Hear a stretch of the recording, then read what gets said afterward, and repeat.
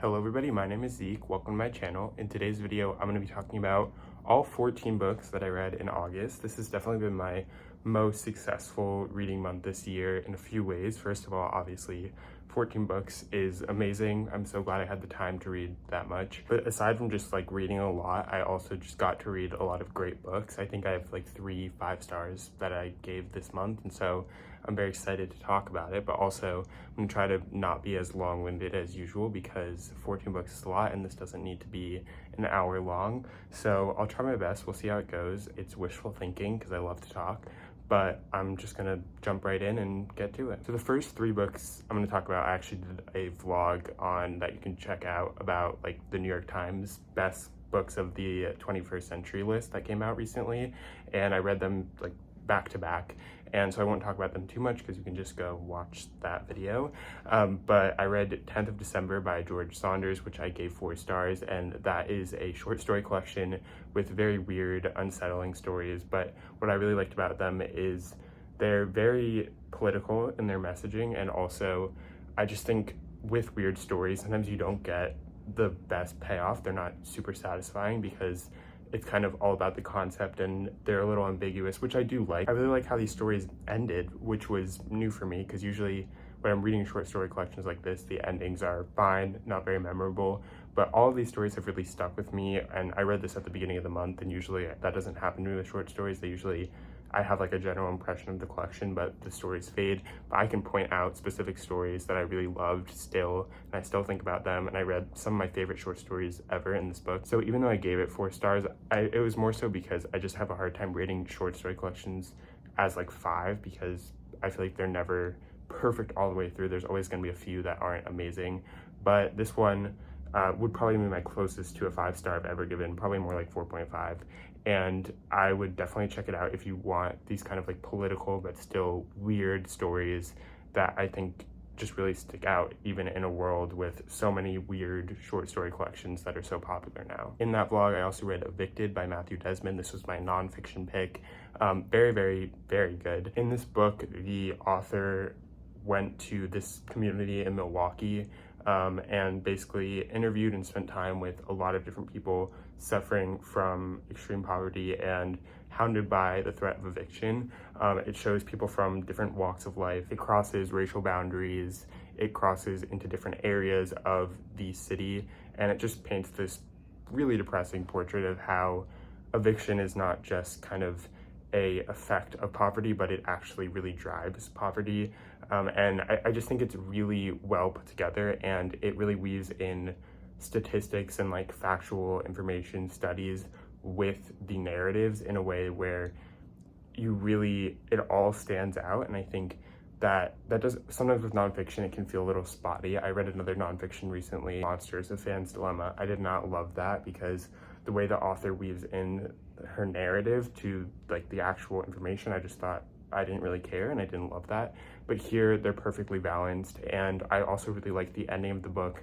There's kind of a conclusion that proposes solutions and also brings everything into context, and we also get to learn a little bit about the author's like process of spending time in this community and with these people and what that was like.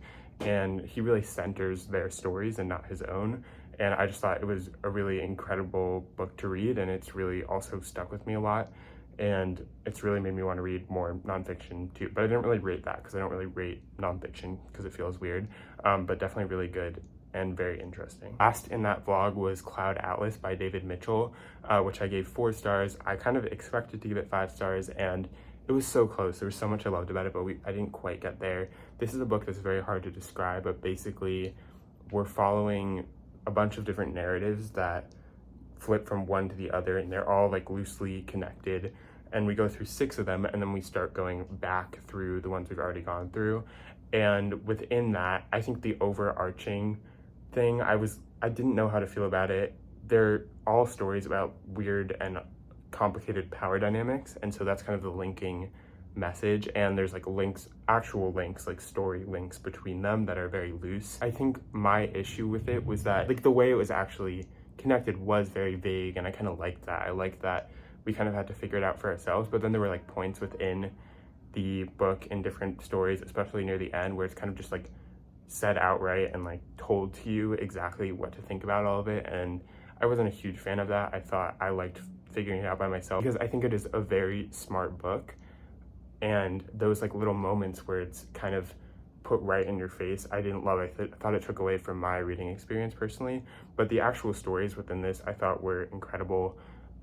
They're very, very well done. The author is able to put himself in the voice and in the kind of time periods of what these different works of fiction are. And so like we have one where it's like an old like travel log of this person on a ship, and it feels like an old book of this person on a ship that's kind of a little boring to read, but also it just fits really stylistically. And then like my favorite story is the middle one that we get about this kind of post-apocalyptic, like revert back to nature society where there's all these different groups and tribes, and the language itself has reverted back to this kind of weird English that it's very imperfect and it's very fractured, and it's just written in such a captivating way. And I still really, really enjoyed it. I still gave it 4 stars. There's just that little qualm I had about some of the moments where it's kind of like not trusting me, at least, to be as smart as the book itself is trying to be. That kind of took a little bit away from it, but I would still highly recommend it. And a lot of people, this is like one of their favorite books, and I completely understand that because it's really impressive to read. It feels like a very like important book when you're reading it, and so I really get the appeal, and I still really enjoyed it, obviously. Next, I'm going to talk about my first 5-star, and this is also on the New York Times list, but these next 2 books actually were in, I just didn't kind of get to them in that vlog, but I got to them right after. And I have really conflicted feelings about this one, but I still really loved it overall, and I just decided that at the end of the day, like, it is a 5-star read for me, and that's The Argonauts by Maggie Nelson. This is a very unique memoir about Maggie Nelson's experience with her partner, who is gender fluid, who is queer, and their relationship as they got together, as they have a child, and dealing with their whole dynamic. But that's like half the book. The other half of the book is her talking about like really honestly complicated queer theory and gender theory that was kind of weaved in to what she was experiencing in her life at the time and throughout her life at different points in time. And it's a really reflective book. It's a really vulgar book at times. There are some passages in here, especially like even the opening of the book, that feel almost a little, at least to me, like corny to read. Like they feel like they're trying to get a reaction out of you, and I think that can turn a lot of people off, and I completely get that. And in some ways it turned me off a little. I was like, okay, like I don't love this. I was cringing at some of the things I just was, but at the same time, I think that kind of style of writing, this very like stream of consciousness, not shying away from literally anything, is very important for this book, because this is a book about her personal experience, and you really feel her personality and these experiences through the kind of crazy stylistic choices that she makes. They're very bold. I think it's really impressive that she put herself out like this in a memoir and wrote how she did. And so I was just thoroughly impressed throughout. Did not understand all of it. There's a lot in here. A lot of like the heavier theory stuff, I think some of it's handled well, and some of it you can grasp kind of right away. Some of the other things are a little out there and I didn't completely get, but I think that it's still valuable for her discussion of her experience, and also there is interesting connections between it and the theory she's talking about. And it is an interesting book to read. It's like nothing else I've ever read before, and I've wanted to read this forever, and I'm so glad I finally did.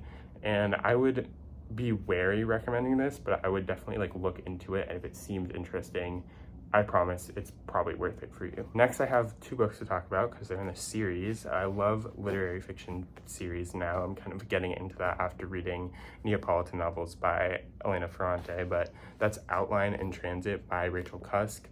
I'll talk about Outline first, but in this book, we're following this woman. She's a writer. She's gone abroad to kind of teach a writing class, but that's not what the book is about. The book is about her kind of meeting a bunch of different people while she's abroad, and them just bearing their souls to her. They tell her their life stories, and they're fascinating, even though like some of them, they're regular people stories. Like they're not crazy or anything, but just the way that they're told and this kind of framing device kept me very captivated throughout. It's a very empathetic book. It has a lot of understanding for the other people she's meeting, even when they do things that are kind of questionable, and it builds these like really complicated character portraits, and in doing so, in these conversations, in these small moments of interruption that the narrator has, we kind of learn a little bit about the narrator's own outline, even though we never hear her full story.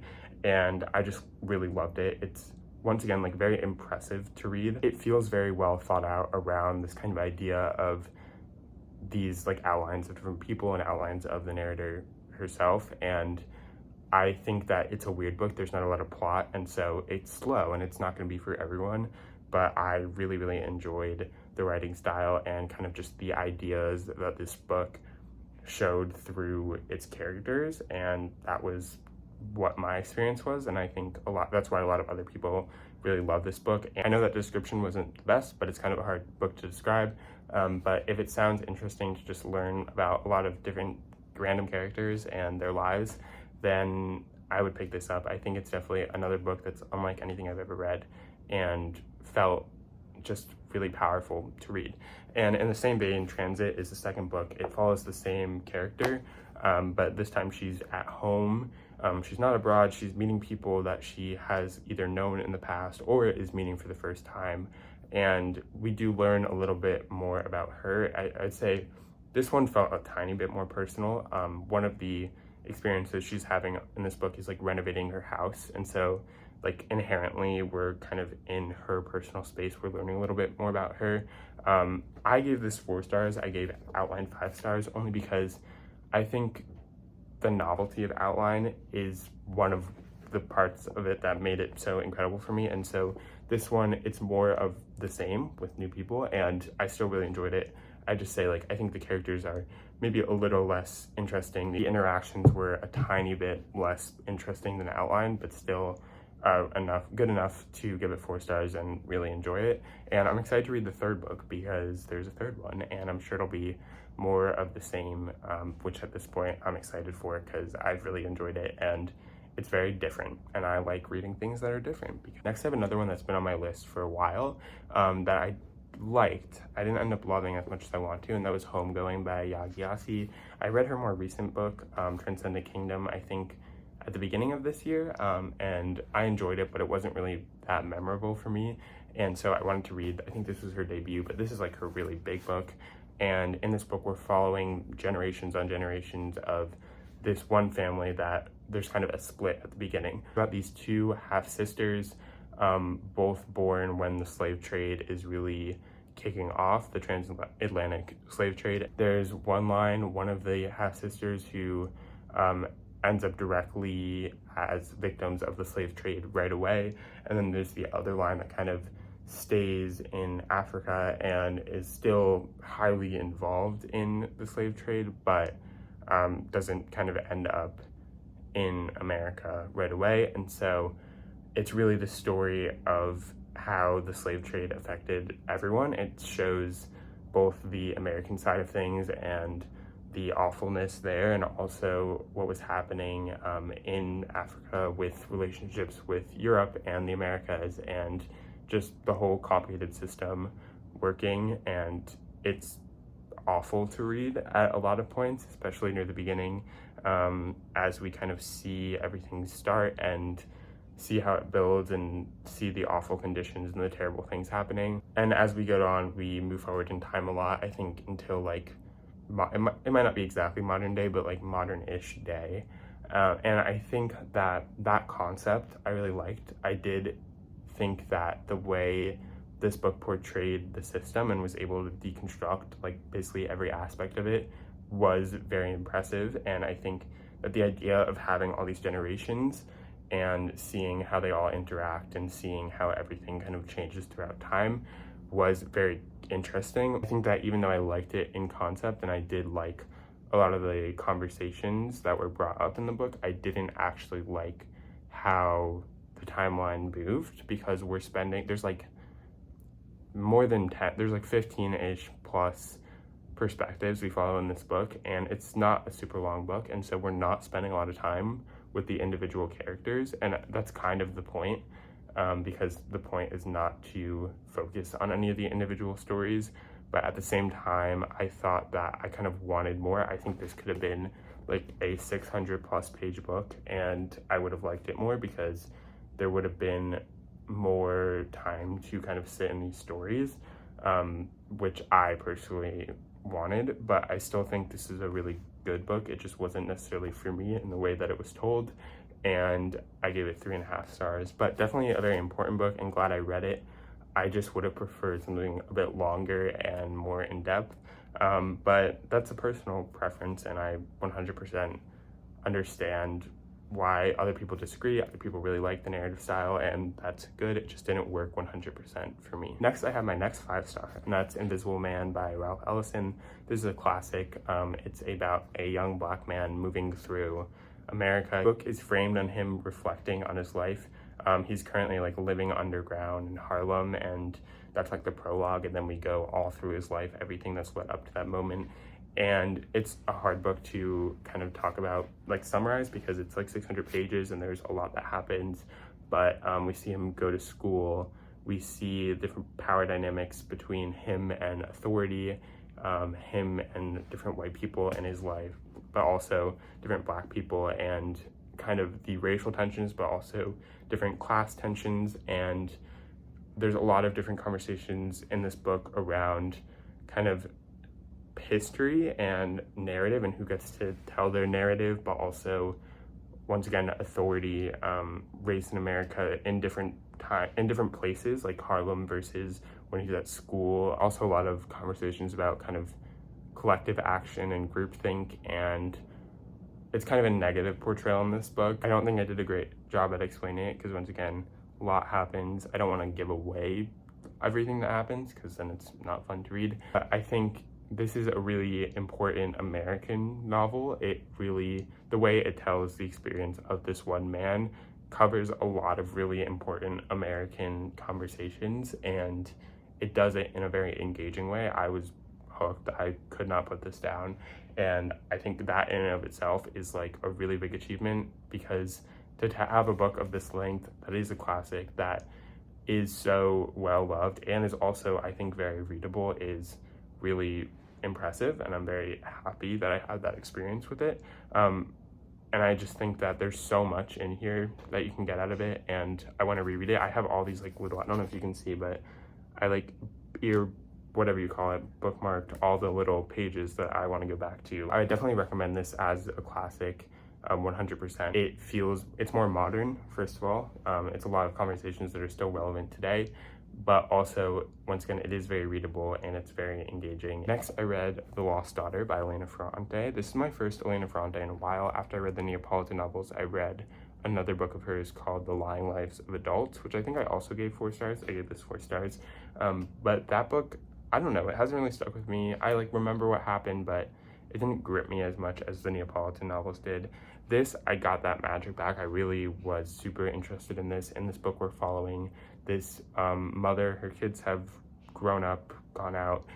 They are living with her divorced husband right now, and she's going on vacation. And while on vacation, she becomes really fascinated by this young mother and her child that she kind of sees and meets, and the family that surrounds them. The book is about their relationship and the different conversations around motherhood and family that come out around that, and it's about her relationship with the wider family and the young mother and her own kind of what her experience is, what this moment of meeting this divorced mother who's kind of apathetic about her children kind of means to her.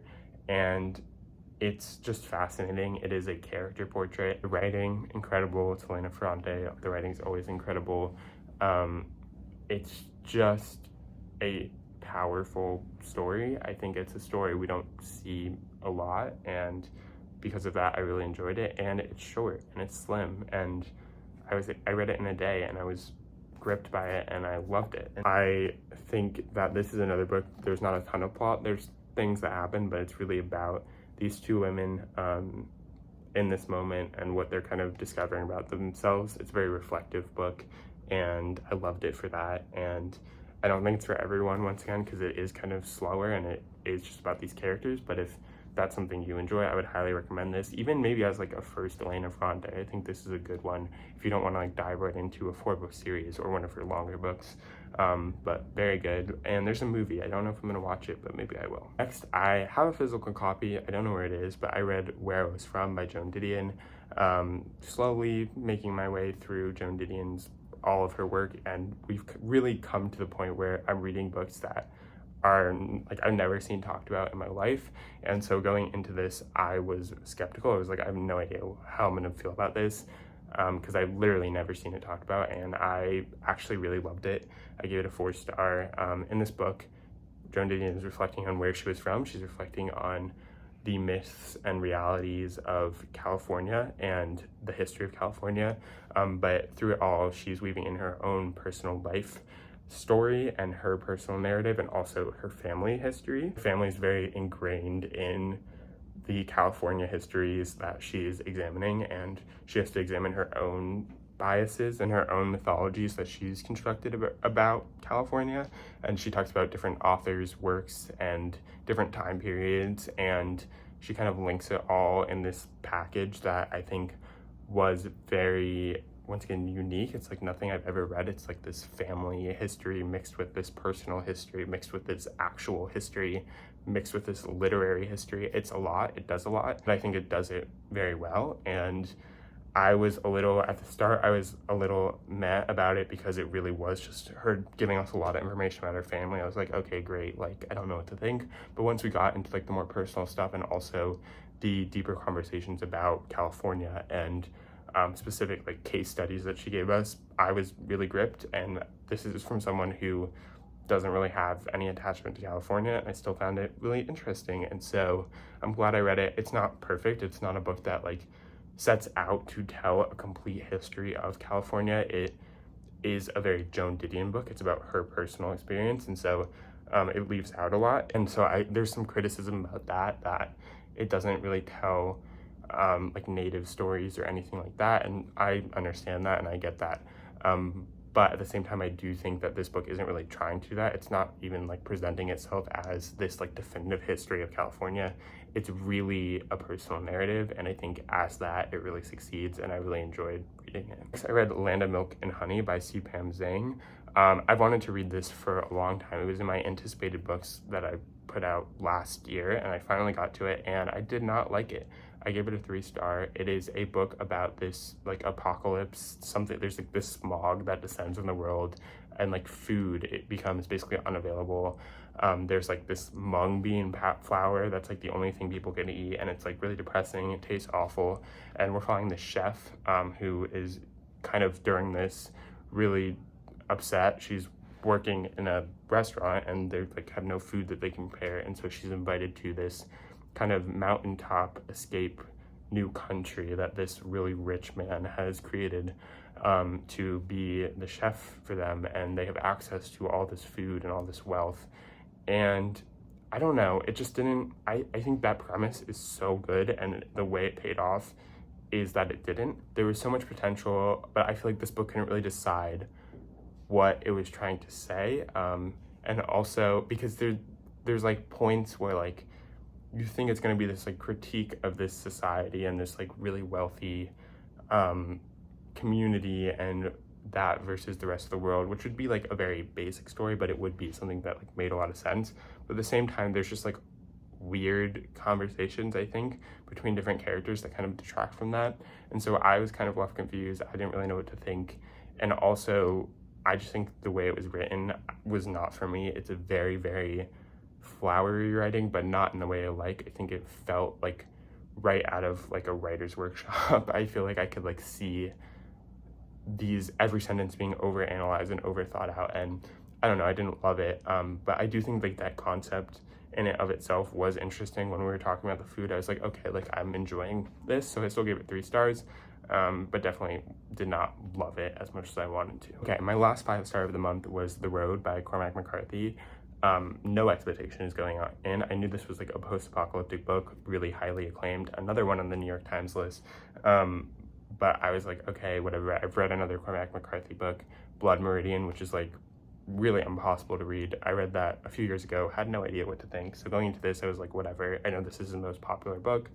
I hope I like it. And I loved it. You can see the inspiration for so many other books in this book. We're following a father and son in this post-apocalyptic landscape. There's just gray everywhere, and there's marauding bands of murderers and cannibals, and it's really depressing, really bleak. They're roaming this landscape trying to get to the shore, not because necessarily anything's there, but because it's something to aim for. And it's just, the way it's written is very cold. It's short sentences, it's blunt, there's not a lot of emotion. We're not learning about what actually happened, what the apocalypse was caused by. It's really just this story of this family, this makeshift two-person family in this incredibly depressive landscape. There's some really traumatizing things that we see happen in this book, and I really enjoyed the ending too, which I think with post-apocalyptic books, you never know, and I think that I'm really glad I finally got to this, and I would highly recommend it. I think especially if you like these kinds of books, this really is the blueprint in a lot of ways for the modern things we see. Like, I think Station 11, it's not exactly like this, but there's a lot of like kind of things you can see where different things came from. And yeah, I really enjoyed this, and I'm so glad I finally read it. Two more. Okay, I read next, kind of on a whim, Carrie SoDo is Back by Taylor Jenkins Reid. I read a few of her books years ago and enjoyed them at the time, and I figured I'd pick up this one. And I don't have a lot to say. It's a tennis story. It's about this tennis player. She was kind of #1 in the world, but she retired, and now she's like coming back 10 years later. She's considered old in the tennis world, and no one thinks she can do anything, and she's coming to save her record of number of slams that she's gotten that's about to be like taken from her. And it's just, that's the story. I think you can kind of see where it's going early on, and I wasn't like really interested in any of the characters. I didn't think they were like that unique. I didn't think they were anything special, but I had fun. Like, I thought it was fun to read, and I don't care about tennis, still had fun.